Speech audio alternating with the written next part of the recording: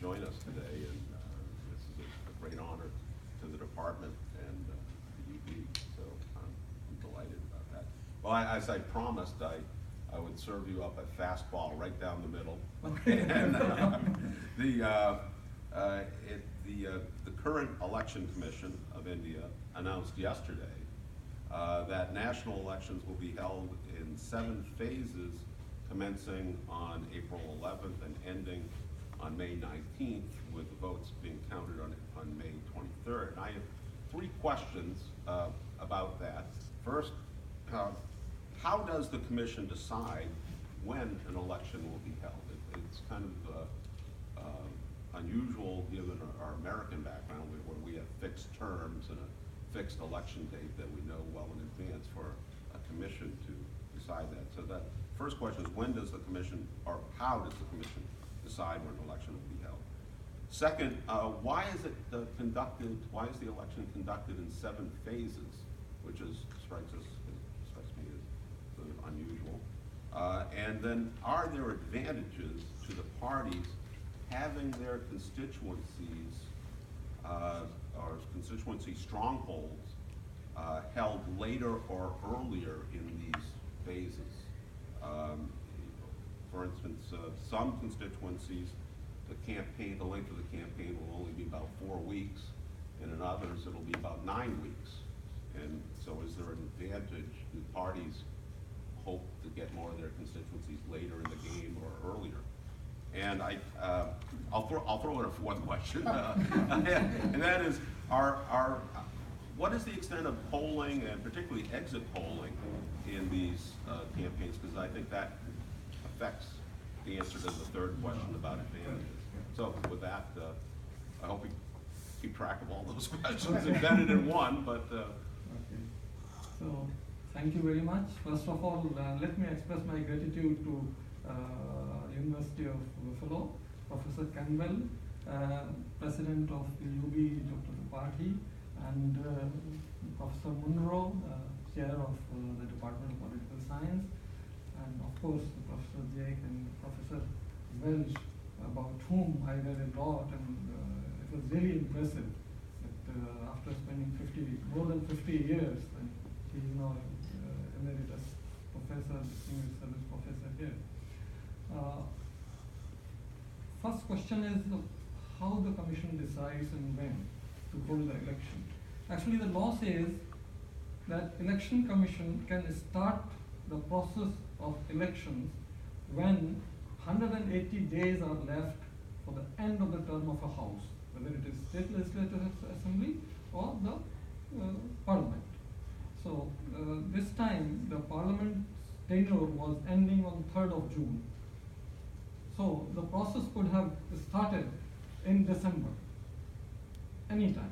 That is election commission's domain, because law as well as Supreme Court rulings say that deciding about the schedule of election is the exclusive domain of the Election Commission of India, and nobody can direct or say anything about scheduling of elections. So what Election Commission does, they visit certain critical areas to assess as to what is the level of preparedness in those areas. They hold discussions with all the heads of forces, because we need a lot of police force to be deployed to maintain law and order, to ensure that wherever left-wing extremism is there, adequate security is provided to candidates, because they have to go for campaigning, and they have a threat from LWE outfits. So those kind of things are discussed with these heads of police forces to assess as to when will it be possible for them to spare the required numbers. However, this is only by way of courtesy. Otherwise, the Constitution of India says that whenever Election Commission asks for a staff from President of India, in terms of the case of central government employees, and any state governor in case of any state government employee, they shall have to provide. They cannot say, no, not this officer, not that officer, not this number. They have no discretion. Election Commission is supreme in that matter. They can easily order that we need these officers and these numbers, and they have to provide. So, but even then, the Election Commission consults them, and after making up their mind that yes, preparedness is satisfactory and forces will be available to the required level, then they schedule the election. So, and then they keep in mind, because a lot of examinations, school examinations, college examinations, a lot of religious festivals, like Ramadan is there in May, and I think up to 3rd or 4th of June. Then Navratri, that is a Hindu festival, that is also there. So they keep in mind that these festivals do not come in the way, and nobody suffers or cannot vote because of the festival. And other such factors are also kept in mind. And then they schedule according to the law that notification has to be issued. Then 10 days period is required for filing nominations. After that, 14 days minimum is to be provided for campaign period. Then the polling, then counting, that is the schedule. So that way they decided, and this time I'm sure they must have taken care of all these, because I heard the press conference live yesterday, and I found that yes, they had taken care of. They had visited Jammu and Kashmir, which was really troubled recently because of tension at the border. They had visited the most populous state, U.P., where 200 million people are there. So after that they did it. That is about scheduling. Second, you wanted to know whether the scheduling can give advantage to certain parties. Particularly the phases. Phases, the 7 phases. 7 phases. Now this phases is because the forces available are not enough.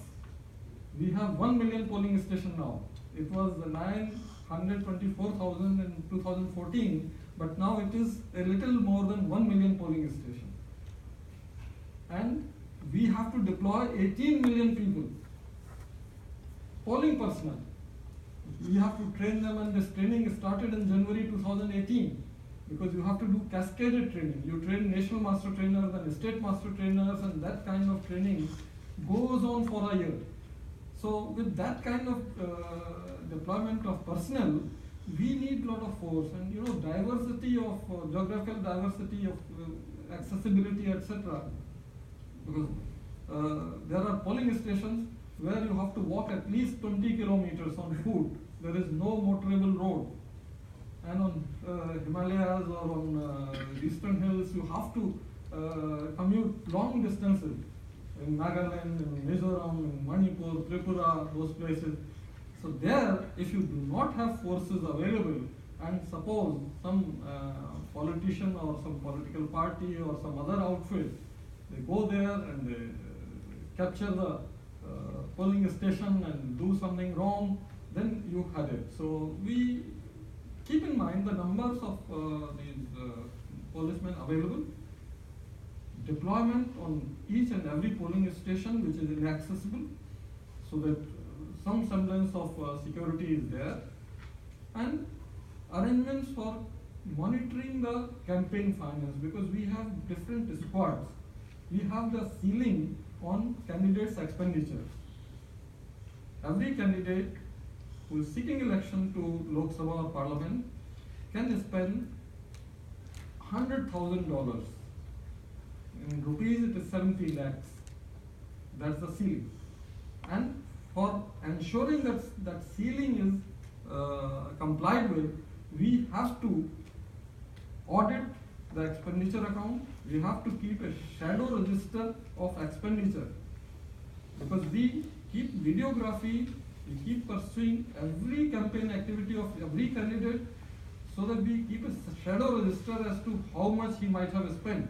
And when he comes for audit, then we compare that he has declared all the activities, all the public meetings, all the rallies, everything to the extent it was on the ground, So for that also, we have to make arrangements, flying squads, static surveillance team.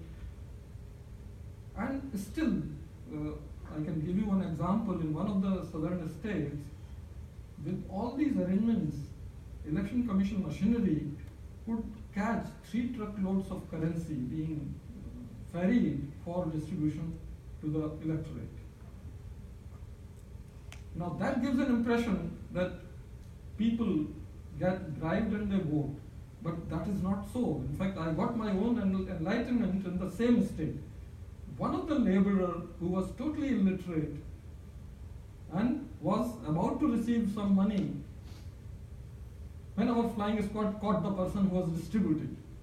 So this fellow asked the deputy superintendent of police with the flying squad, why are you doing this in his own dialect or language? Do you think that we vote to the people who distribute money to us, or who give liquor to us, or who give any freebie to us? Forget about it. We take it from everyone because every 5 years we get this opportunity. So we also make merry, we enjoy. It's frequent elections. They would like to have frequent elections. But I vote whosoever is the best for my area, for my constituency. Now when a citizen who is not even literate, who doesn't know 3 hours, has that kind of enlightenment, you can easily understand that it is just their own perception, the politician's perception, that without giving money nobody will vote for us. It is only that much, not the real thing. But even then we have to make arrangements, because we have to show that we made arrangements and we ensured that the ceiling was complied with. Then your next issue was phases, whether these benefit the parties. Actually, all parties have their candidates in every phase. Some constituencies, like 91 constituencies, are going to polls on 11th April. So their notification will be on 18th March, nomination process will end on 27th March, campaign will be between 27th March to 9th of April. Because 48 hours before the conclusion of poll, you have to stop. That is the silence period, so that the voter has some peaceful time to decide whom to vote. So that is for the first phase, 91 constituencies where all parties, all candidates are there. For second phase, the notification will be issued on the next day and the same cycle. So that way, maybe slight advantage to the parties may be there, that they will have more time for the constituencies of the last phase, but otherwise it doesn't really affect in that fashion. And lastly, polling, exit polls and things like yeah, that is very important. All exit polls are banned as soon as you start the notification till the last phase of polling ending. Like 19th May, the polling will end at 5 o'clock. You cannot telecast or broadcast or do anything of any exit poll till 5:30 of that day, 19th of May. Everybody will be waiting till 5:30. But you know, politics is art of the possible. So many times what do? They will bring a panel, one astrologer, one political science professor, one from some tarot reading or something like that, and feed them with the exit poll data, so that they can say, like, astrology is saying that this party is going to get this many seats. But even that can be caught by the election commission, and a very reputed publication, when they stage this kind of show on TV, election commission arrested the owner same day, and then they had to withdraw everything, and that had exemplary effect on all other media houses. Nobody then dared for that. So I think it doesn't really allow any kind of exit poll or any opinion poll once the elections are on. I hope I have answered. So I guess forecasters are pretty much out of business. Don't apply. Okay. just like to start by thanking you for joining us. It's a great honor, and I'm very excited to ask a ton of questions. Like Professor Campbell, my own research tends to be on American politics. In particular, I do a lot of work on election administration and the actual machinery of democracy. So I have tons of very small questions related to voting machines and various other regimes that are in place. But I thought I'd start with a question that's rooted in a little bit bigger picture, and just looking at the data in terms of voter turnout in Indian elections. It looks like it's been trending upwards. That trend line certainly includes the last election, which was very high voter turnout. Was it 66%? I was just wondering if you could speak briefly to whether there are particular initiatives or institutions that you've initiated as commissioner, or that your predecessors have, that are perhaps responsible for that uptick in turnouts, and what you would, what recommendations you might have for other democracies. Yeah, that's a very important question. And in fact, 2011, we started this program of systematic voter education and electoral participation. And a number of activities are taken on that, because our population is very diverse, from illiterate people, nearly 20-25%, to highly educated and networked and all those kind of things.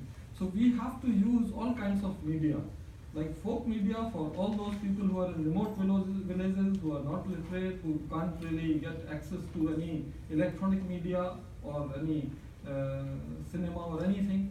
For them we use folk media in this program. And then we use electronic media, social media. We have in India International Institute of Electoral Management. That is also there to plan these activities and have these programs through civil society organizations throughout the country, so that everywhere the message goes. And then we have a target approach, like young voters who become 18 in that particular year, like elections are in this year. So all those people who became 18 years on 1st January 2019, they were targeted since last year, that you must come out, you must register. You might have seen something in the video on that. Come out, register, and then vote also. And these education awareness raising programs, these are very, very effective, because these are based on KAP survey, research, and all those things. So agencies are there in every state which take up all those activities and ensure. And then we do some end-line survey also as to how effective a particular program was. So whatever was most effective, that is taken for other states also, and it is translated and subtitled in those dialects or those languages also. So that is the system which we do. And another important thing is that in India, Election Commission, whatever money they want for this kind of programs, government never says no. So our systematic voter education budget in 2011 was just about 50 million rupees, which is hardly anything. It has now gone up to 1 billion. That kind of thing, so that kind of growth, and that is the way this graph is going up. In fact, national average is 66% because of one very important reason, this being the harvest season for the wheat crop, April and May. So nearly 50 million voters, they migrate from poor areas of UP, Bihar, Jharkhand, Orissa, to northern states, Punjab, Haryana, where labor is not available, and they use these people for harvesting and processing their grains. Now, if they are there, then they can't go back to vote. And this is an issue which Election Commission has been examining as to how to ensure that they also vote. And we have recommended, because this case is in the Supreme Court, and Election Commission has suggested that these people can be provided voting facility wherever they are working. So one day that might see the light of the day. But that causes the voting percentage go down because 50 million people are missing. In state elections, like in Tamil Nadu, in Kerala, in recently held elections, voting percentage is as high as 84%, 85%, 80%, 82%, like that. In fact, in Tripura election, it was 90% in some areas because they are highly educated people and advanced communities, so 90% voting.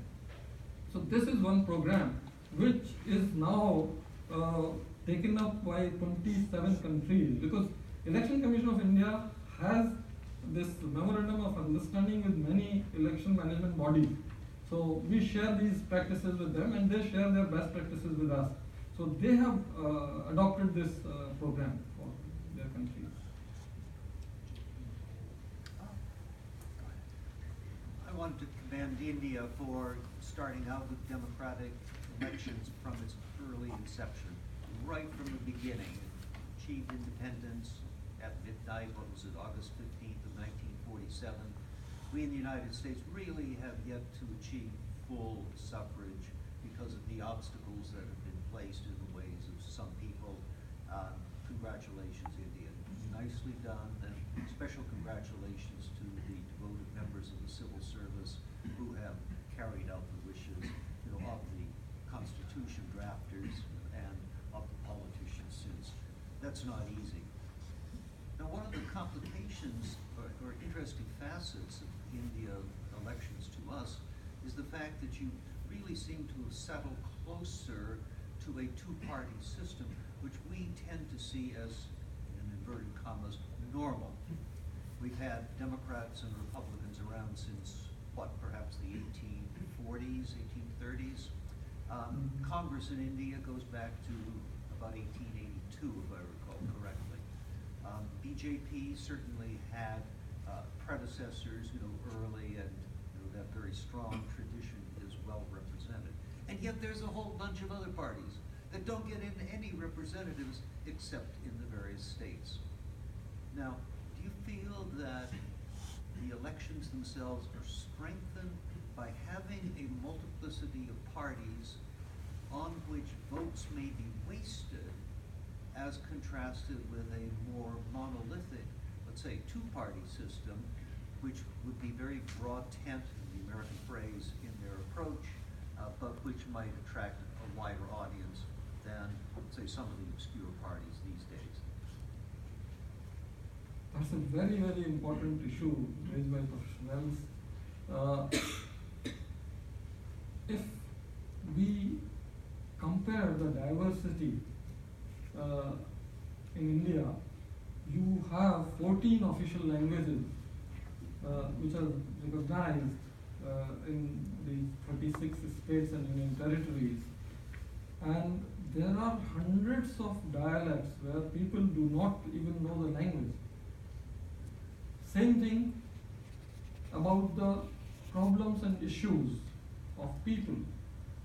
Multiplicity of issues, multiplicity of problems, diverse things like coastal areas, desert areas, hilly areas, they all have different problems. And when a political party, which is a national political party, doesn't allow the local leadership to grow, to project the issues and the needs of his community, his constituency, then what happens?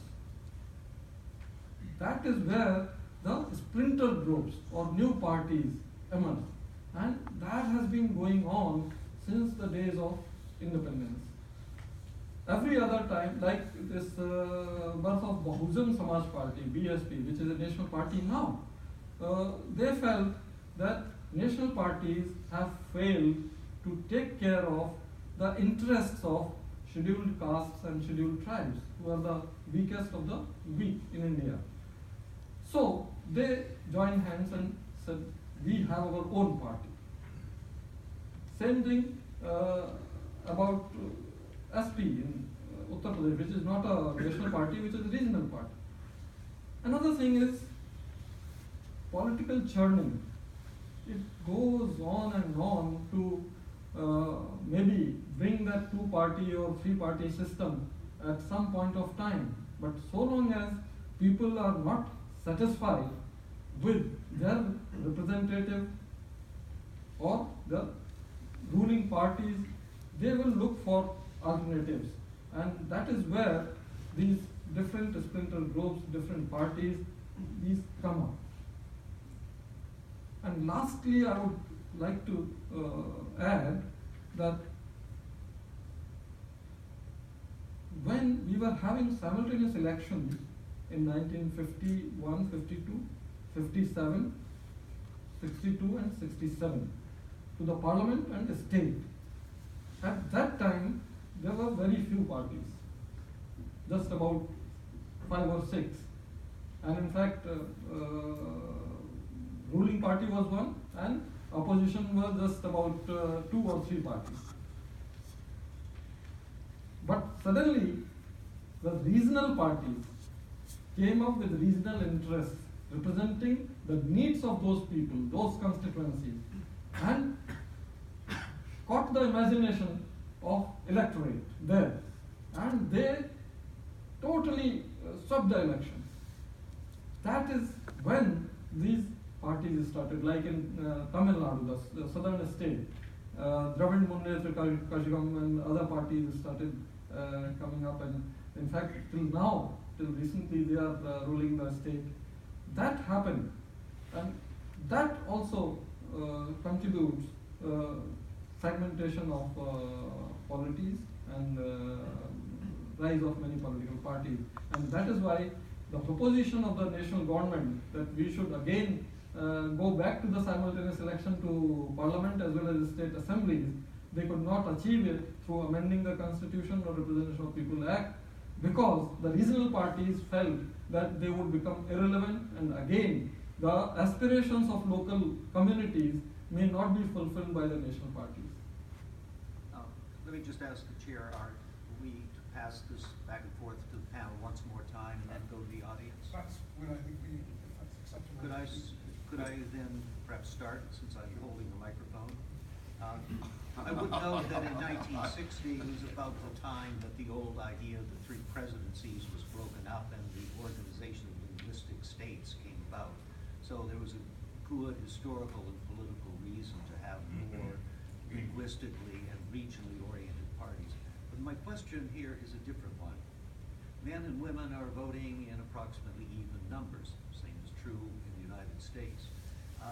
And yet, what is it, about 5 to 10% of members of the Lok Sabha and the various state assemblies are themselves women. I can think of at least one state in Africa where more than 50% of the representatives in parliament are women. Certainly in the Scandinavian countries, there have been deliberate steps to enhance the representation of women. Do you feel it is in the best interests of democracy to set a quota for a proportion of women, just as has been done in India for representation of scheduled castes and so forth? Yeah, this is a very important question, which is being mulled over by our political parties also. And Election Commission has always been for it. In fact, the government formulated a bill for this kind of quota, reservation 33% for women in state legislature and parliament. But this could not be passed because of the opposition from these regional parties. The masses came when in 80s, the 73rd and 74th Amendment to the Constitution brought in this quota for women in the grassroots level democratic institutions like village panchayats and municipal bodies. And it was found that the decision making drastically changed when it was no quota for women, male dominated houses in municipality and panchayats were there.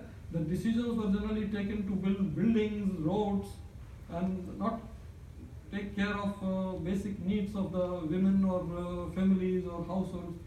As soon as this 73rd, 74th Amendment came, and 33 to 50% women started occupying these decision-making bodies, the decision-making and spending of money by these bodies changed to toilets, so that every household has a toilet, to child care homes, so that if poor family, husband and wife both are going for wage labor, then who will look after the child? Those child care homes, primary schools, all those things were given the top priority.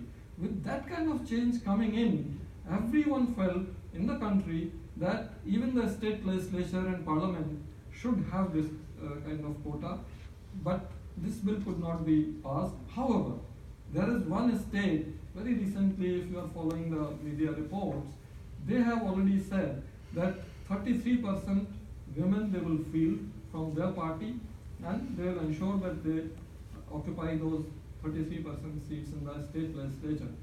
So hopefully, someday, this will come. I have a lot of questions about the minutiae of elections, but I'll try to save those for offline. I'm going to showcase my American-centric bias here just a little bit and talk about something that's going on in American politics. The House has just passed the For the People Act, H.R. 1, which includes a number of election reforms, some of which have been in place in India for some time, as I understand. And these include things like internet voter registration, or the ability to register over the internet. And I just wanted to ask you your thoughts on how reforms like internet registration, voter registration more generally, how that works in India, and if you've had any kinds of comments for folks in other democracies about whether it could be adapted to their systems, or any suggestions along those lines. The only issue we found that we have to be building the capacities of all the electoral registration officers and their machinery down the line about cyber security, because we started internet registration in 2017, and in the very first month we found that somebody sitting in a neighboring country hacked one of the state's website but could not access our data. Even then it was quite worrisome. So immediately we involved all the cybersecurity agencies and we started capacity building nationwide, because we have 4,120 electoral registration officers in the country. So everyone, their machinery, everyone was trained, everyone was given programs on cyber security. They were given hands-on experience also. Now this system is foolproof. It is called Electoral Registration Officers Net, ERO Net. And you can see on our website also that just go there, open your page, put your details, upload your scanned documents for proof of residence, and you will get registration number and all those things. So it's very simple, and in fact we are aiming to have seamless movement of a voter's record as and when that person moves. Like right now, if you are moving from Buffalo to New York in India, you have to get your name deleted here and you have to get registered at New York. So you have to apply here for deletion and for registration in New York. But now, from June onwards, after this parliament election, all the states will be on ERONet, and therefore you just have to go to your page. You will get a one-time password, the editing facility will be enabled, and you can edit your address. Your name will migrate automatically from this constituency to the constituency where your new address is located. So it has become so simple, and this has really helped our officials who are posted in the missions, like embassies, and otherwise they were finding it difficult to enroll. Now they can enroll and they can even vote, because even voting also we have made one way electronic. What we do, as soon as the ballot is finalized, it is sent electronically to all the service voters, that is armed forces personnel and embassy mission personnel. They can download, print, vote, put in the envelope and send it. The expenditure on postage is borne by the commission, and it will reach within 5-6 days. So their voting has also increased from a minuscule 3% in 2004 election to 67% in 2017 election. Thank you. Very enthused to see what's going on with the Indian elections, and not sanguine about the prospects of the United States adopting that anytime soon, given the problems with centralization we might have. But it's nice to see that it can work, and there's a proof of concept out there. Although I'll just add, we had Mr. Thomas Hicks, who was the chairperson of PAC here. He attended one of our meetings of ERONet, and he was very much interested in that, and he has taken all the details from our IT team about ERONet, how was it installed, what is this platform, and how is the cybersecurity ensured. So I hope that he must be working on it. I think it may run into some problems interstate. Okay. With Yeah, different states will block that. Well, there have been several questions about related to turnout and registration. Of course, the functioning of democracy depends on both the quantity of citizen participation and the quality as well. By quantity standards, it seems as though India is doing very well, and actually the United States is doing much better than it had been doing. I think your turnout rate was about 66%, and in the last election ours was about 60% of voting eligible, which is higher than it had been. But political science has been quite critical in recent years of the quality of participation in American politics, and so that raises that issue. They basically think most American voters are not competent in terms of the civics and their relationship to government and knowledge of politics. Your commission's video made mention of the SVEEP, the Systematic Voters Education and Electoral Participation Program. I wonder how much of that is directed at improving the quality of citizen participation, making citizens more knowledgeable and perhaps thinking more deeply about politics, and whether in these short campaign periods, whether you have opportunities for debates among the parties, and of course that with so many parties that makes that complicated, but that is an opportunity for citizens to learn more about what they're voting for or against. So in terms of improving the quality of the electorate, what kinds of things has India been pursuing? As you already mentioned that our SWEEP program, SVEEP, this is targeted at enrollment and voting, as well as telling them how to get to know about the candidates, about the parties, about their programs. All those things are also conveyed to them so that they can easily assess as to what are the antecedents of a particular candidate. Because in an Indian election, through various Supreme Court rulings, we have made it mandatory to each and every candidate to file an affidavit along with the nomination. In this affidavit, every candidate has to declare his assets and liabilities, how those assets and liabilities were acquired, what was the source of income, when all criminal cases pending against him or her, all convictions, everything he has to declare. And if any column is left blank in this affidavit, his nomination or her nomination gets rejected. So this is very important, and this information through civil society organization, through SWEEP, through other means, goes to public in a very short time, because all the newspapers, all the TV channels catch this and immediately put up that this candidate has so many criminal cases pending, he was convicted of this criminal offense, he was convicted of this, all those things go. But even then, there is a lot of scope for improvement of quality in polling. And I think Election Commission is busy with creating and formulating more and more programs on this, because we have a huge diversity, like just about 30% people can be reached through internet. But 70% population needs some other means to reach because they are not on the internet, not on, even in a smartphone or anything. So we have to do something on that. But last year in Karnataka election, we brought up one application.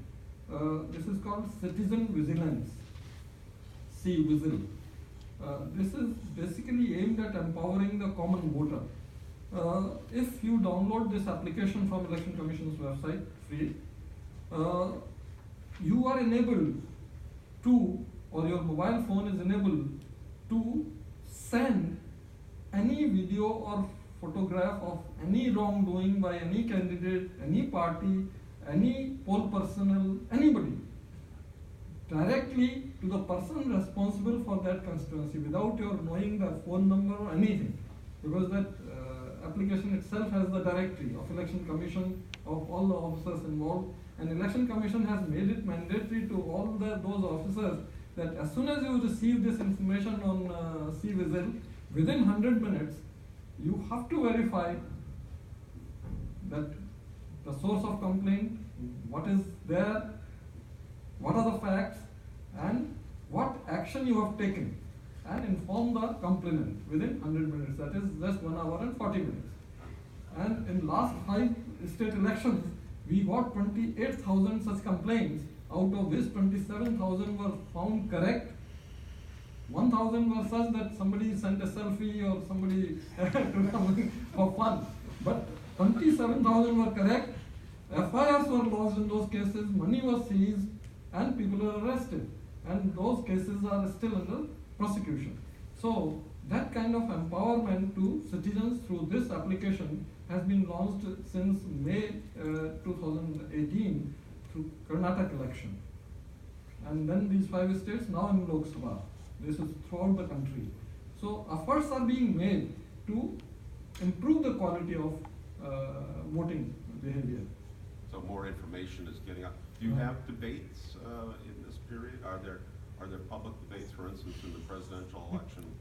It's become sort of a custom in the United States for there to be 3 presidential debates and a vice presidential debate, after the candidates are nominated. Actually, we do not have anything structured by the Election Commission or by political parties or by communities. But these electronic media channels like radios, TV channels, they arrange these kind of debates, calling the representatives of all political parties and some experts. And these debates take place before the elections and during the campaign period also. So it is in a limited sense that kind of debate. But I've seen these debates in UK elections. These are organized by the community. And those were really very healthy way of enhancing voter participation, learning about the candidates and learning about the parties.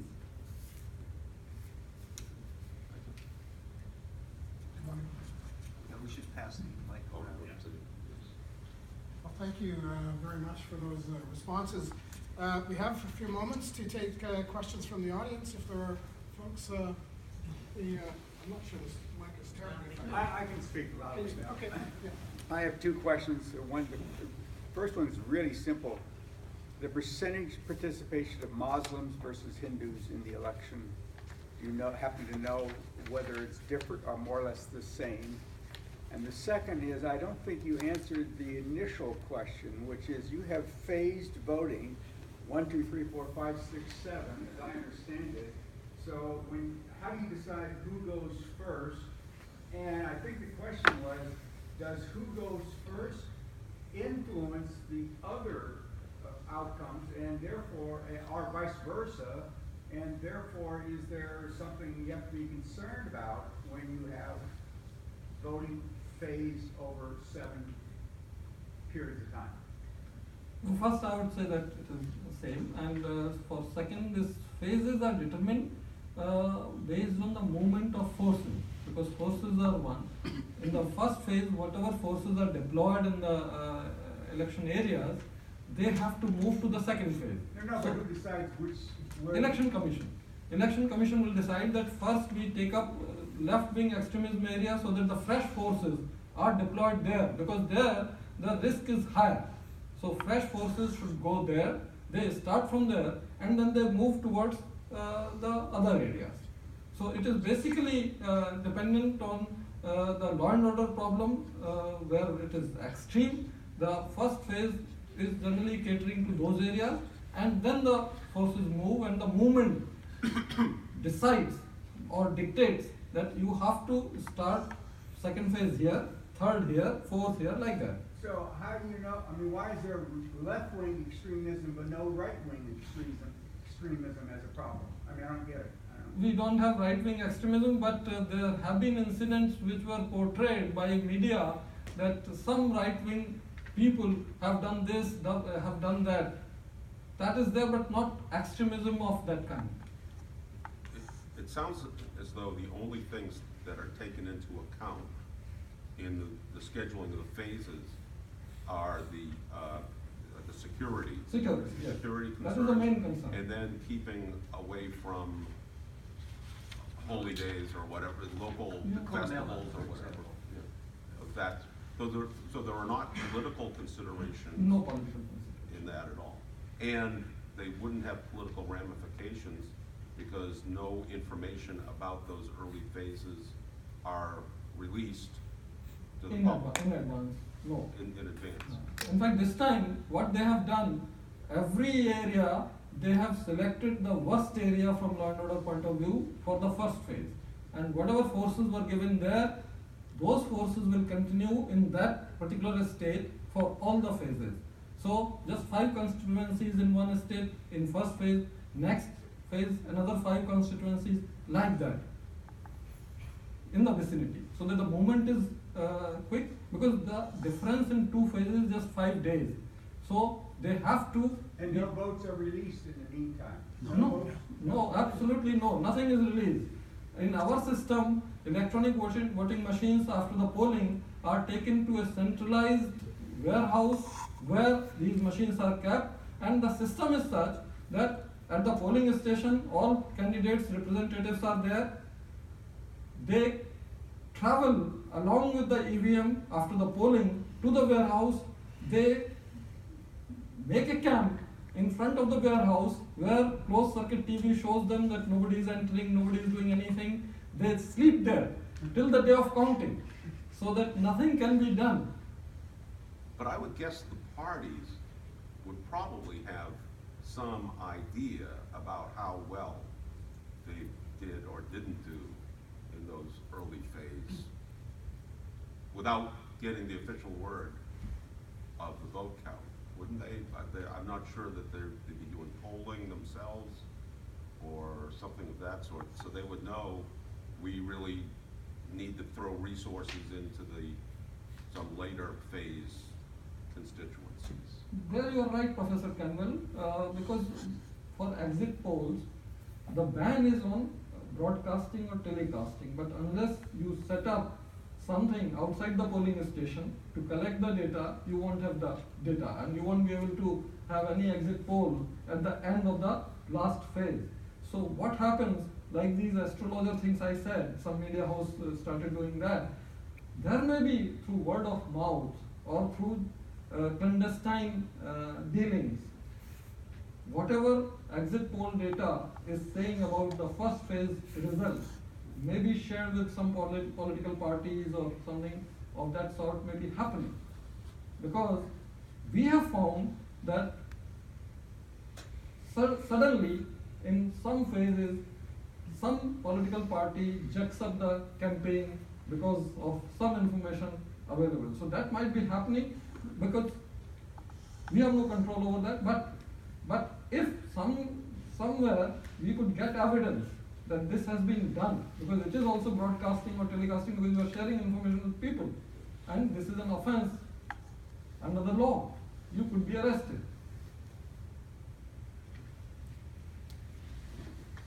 You brought up an interesting point earlier in regards to social media and how the Election Commission handles it. So I was a little bit more interested in what specific techniques you have in dealing with campaign violations via social media and how to prevent the dissemination of false information through social media? Actually, we have a very comprehensive system for this. No social media advertisement can be released without pre-certification. We have media certification and monitoring committees at every constituency where any advertisement or any content which is affecting the elections has to be given to that, and these committees are manned by the journalists, media persons. So they would know whether this will affect adversely anyone or this will provoke or incite violence or anything. They won't certify those kind of content. Second thing, we have the agreement with all these social media platforms, Twitter, Google, WhatsApp, Facebook, everyone, that any content during the election campaign period, if it is not certified, they will not hoist. Second thing, whatever is on their platforms, they will put a tag on that, who has sponsored and what is the money paid for that, and what is the certification number, so that everyone is satisfied that due process has been followed. And in last 48 hours, before conclusion of poll, which is the silence period when no campaigning should be there, so that the voter is at peace, can decide whom to vote. During that period, all these platforms have said that they will not allow anything which is politically inclined or going to influence elections in any manner in that area. So that is one. Now second is the see whistle. If anything on social media is seen, you just send it and action will be taken, and then the IT Act and all those will come into play and the persons will be booked immediately.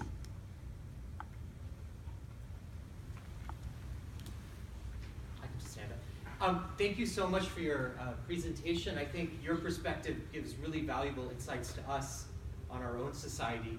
I thought since you're on a college campus that I might ask a little bit about the role of elections in Indian universities. I've had the privilege of attending a couple of campaigns and elections in India, and some of our students might be surprised to learn that national parties, regional parties, they field candidates in college elections, university elections. And so I've attended these, and you see party leaders attending because they're very curious to see these as almost like bellwethers for the national elections, the real elections that take place. I'm wondering if this is part of your purview, and what sort of interest the Election Commission may have on university elections and monitoring them and also regulating them, because I know that bricks often they're literally bricks that are thrown at these, as in some cases, and they're highly contested, and a place where candidates are fielded before they're actually placed for national elections later on. Thank you. That's a very interesting question. Actually, Election Commission, under the Constitution, Article 324 is set up only to provide Superintendent's direction and control of conduct of elections to the office of President of India, Vice President of India, Lok Sabha, Rajya Sabha, that is both houses of parliament, state legislatures, Legislative Assembly and Legislative Council. That's about all. We do not have any mandate under the Constitution to do anything for any other election, whether it is a students' union in the college or universities or anywhere. Same thing about electronic voting machines, because one of the university elections, some political party raised this issue that electronic voting machines there were hacked. We found, because we investigated, we found that these electronic voting machines were purchased from some business house, were not maintained and secure this thing, and were having a motherboard which could be replaced by anyone. Anything could be done. So those kind of things were used to malign the electronic voting machine of Election Commission of India, and that's why we had to interfere in that in university election.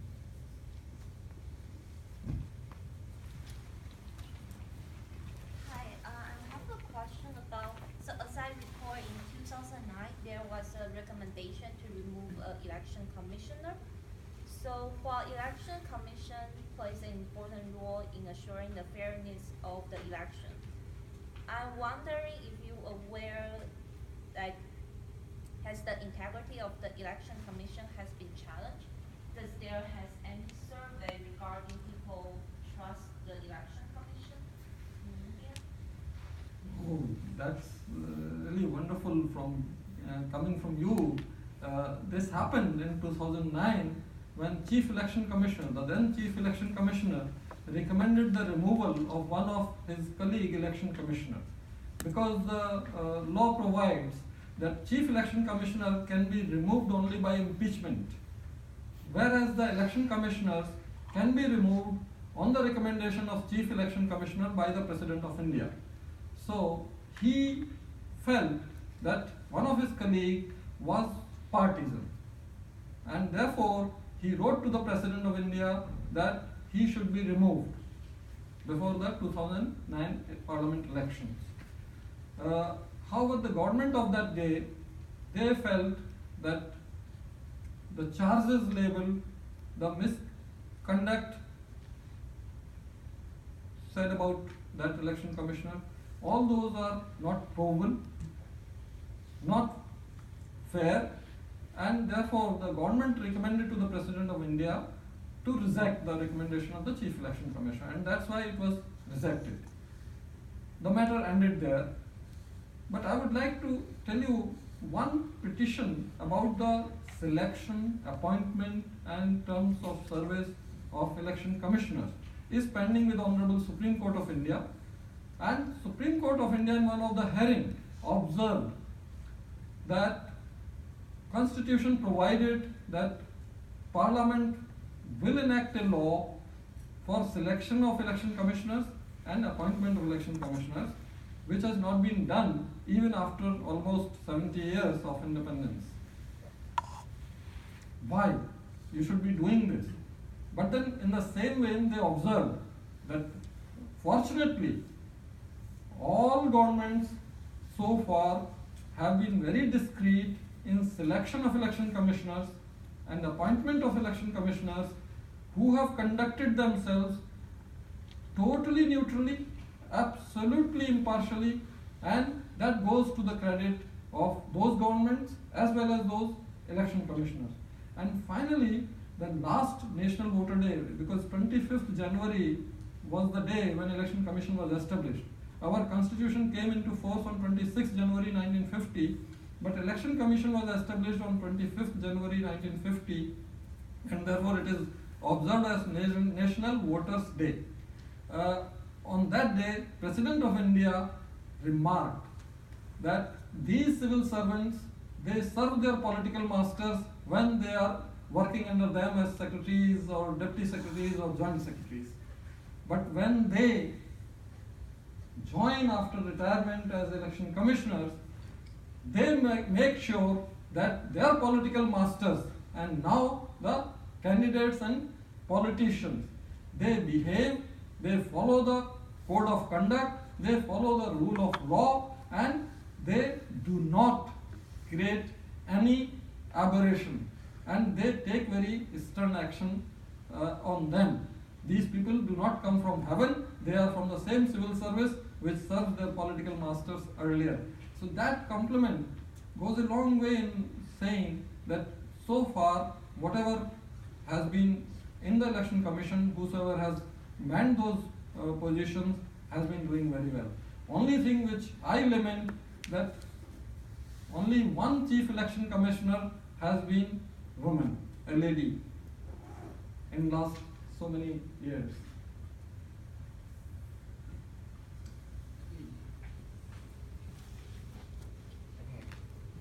So when we talk about the elections in India, I think it's important to talk about the moral code of conduct that commission drafts. Why does it give guidelines to the candidates and parties on speeches, which is a very fundamental right here, freedom of speech? Who drafts this code of conduct, and why does it give a guideline on speech for candidates? Actually, model code of conduct is a charter which is agreed to by all political parties unanimously. Without, everyone agreed that that this code of conduct will be observed by all candidates, all political parties, and other stakeholders. So it is by consensus. It has got no legal backing. And that is also because of one reason.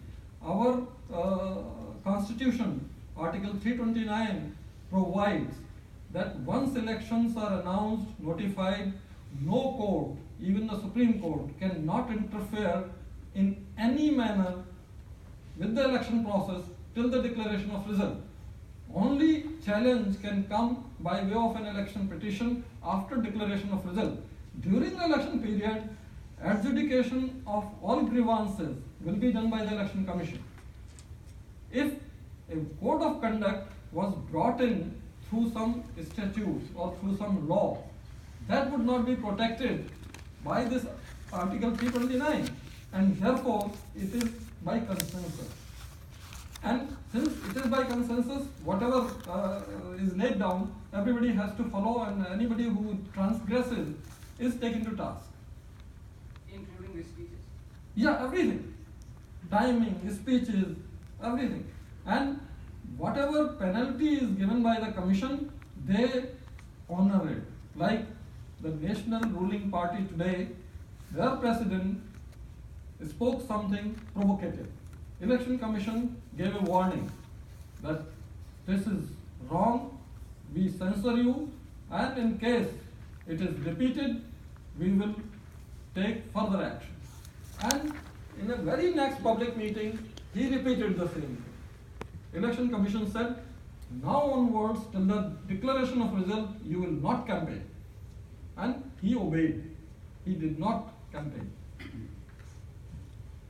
For those of us who may not be familiar with this standards of conduct, I mean, how strict are they? Are they violated often, or does it really constrain people greatly as to what they are able to say, or in what manner they're able to say it? It constrains, but they also try to do things which are within the limits laid down by Model Code of Conduct, and still going a little out to move the voters. They also try all those things, and there are contentious complaints and adjudication processes even for those.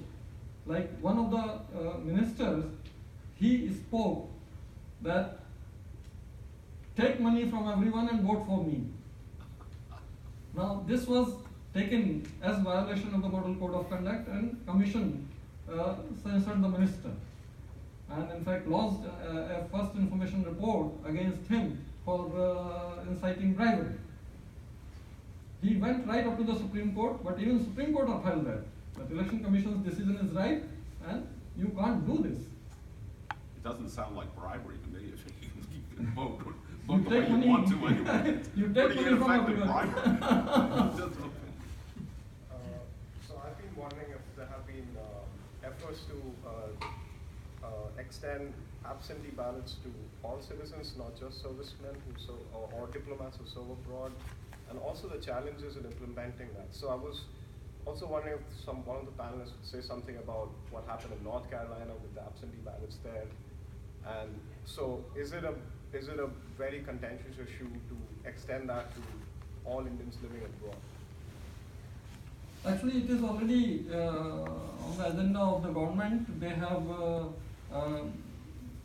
passed a bill in Lok Sabha for amending the Representation of People Act to provide proxy voting rights to non-resident Indians settled abroad. In fact, they were not having even enrollment rights till 2010. In 2010, the act was amended to provide that all those people who are holding Indian passport and living abroad, they can register as a voter in the constituency of that address which is on their passport. And after that, for voting, it was that you have to come back to your polling station and vote. Now it is next stage where amendment is already passed by Lok Sabha. Once it is passed by Rajya Sabha and gets the assent of the President, it becomes the law, then all the persons of Indian origin holding Indian passport abroad, they will be entitled either to come there and vote or to authorize a proxy who is a voter known to them of their confidence to go and vote on their behalf. I was curious about the none of the above button. Now, is that a write-in button, or is that just a button that is chosen if you don't like any of the candidates? And then what is the recourse, hypothetically speaking, if the majority of people chose the button for none of the above? Yeah, it's very important question, and many people ask us about that, because this has been introduced on the orders of Honorable Supreme Court of India, that if people do not like any of the candidates, they should have some option, and therefore none of the above button has been introduced, and whatever votes are polled for none of the above button, these are also announced with the result. However, there is no consequence, because our law is still saying that the candidate who secures the maximum vote, first past the post, it will be declared as a winner, and this none of the above is not a candidate. So even if none of the above gets maximum number of votes, cannot be declared as a winner because it's not a candidate. Even one candidate gets one vote and all other votes go to none of the above, that one vote getting candidate will be declared a winner. But one of the states, Maharashtra, the State Election Commission there have used their plenary powers to put in place that in case none of the above button gets more than 50% votes, that election is annulled and re-election is carried out there. We have to see, because it is in the Supreme Court now, if it can withstand the judicial scrutiny, then Election Commission may also come forward and do something on those lines. None of the above exists in the United States and Nevada, and they're supposed to have a new election, but functionally it means that they just go to whoever got the second place. So it works the same way in one American state. Well, I think we've more or less exhausted our time, but let me say as we wrap up how incredibly impressive the efforts of India are in achieving fair and transparent democratic elections. It seems like we have a lot to learn from you, and we're grateful to you for coming and sharing your extraordinary expertise and insight with us. So thank you very much for all of you for turning out. And, Professor Campbell has a few words to say. Well, I would just again like to thank Chief Commissioner Rawat, and I have a little gift for you. Oh, my God. Thank you very much. Thank you so much for joining us.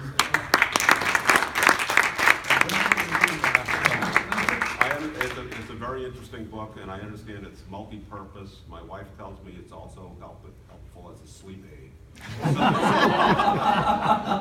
She's not. Thank you very much. Thanks a lot. Refreshments at the back, please fortify yourselves before you leave.